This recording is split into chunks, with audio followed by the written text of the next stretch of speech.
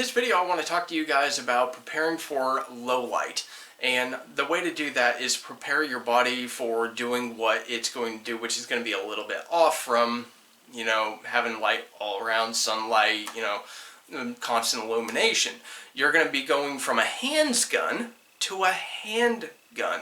And that's typically how it's going to roll. You're probably not going to be doing that hand judo to switch over in the, right when you have to shoot.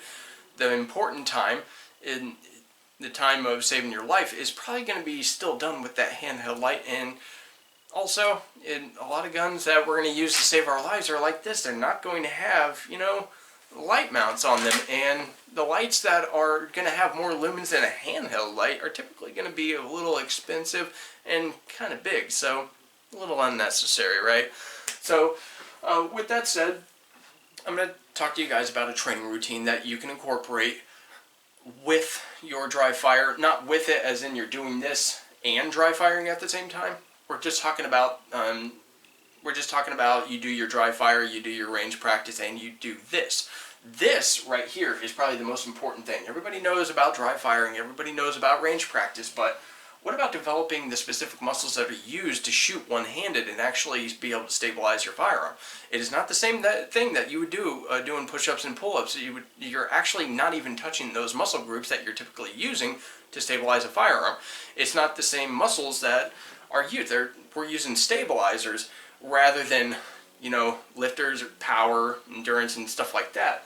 We're using different muscles, and typically you'll find out how weak those muscles are when you actually go to the range and you're trying to stabilize that firearm, especially in the cold.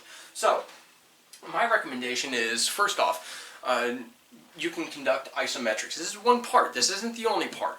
You need to do several different ones, and the principle to keep on that is weighted isometrics. So it needs to be heavier than your actual firearm. So with this MMP, it's going to be over a pound.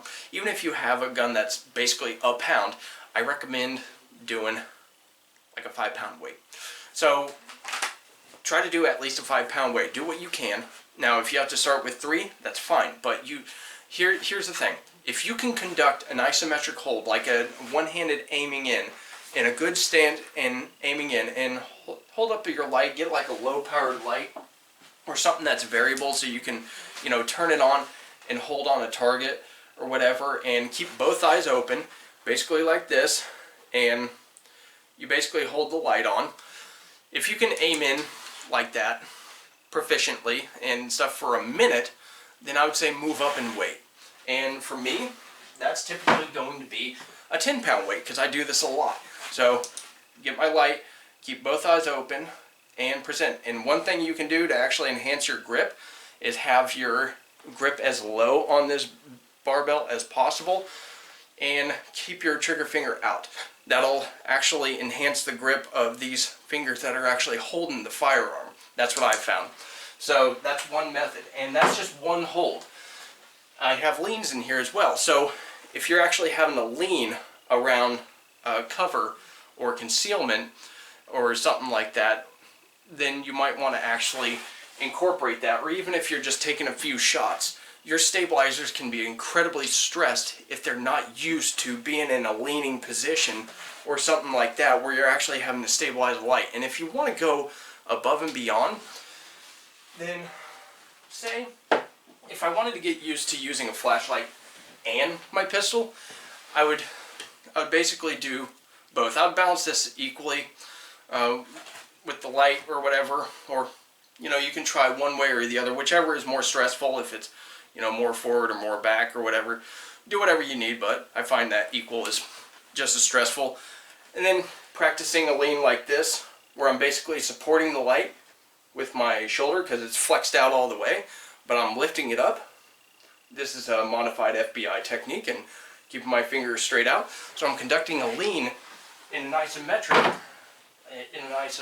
I'm conducting isometric leans, basically to work on my stabilizer, because your core is developed to stabilize, not necessarily perform reps. So anyways, using this method, you can build up your core. You can build up the different parts of your body that are used in stabilizing the firearm and the light, and you'll find that you'll have less shaking one-handed, and even this will even come back to two-handed stuff. So individual isometrics with each hand for a minute for as much weight as you can.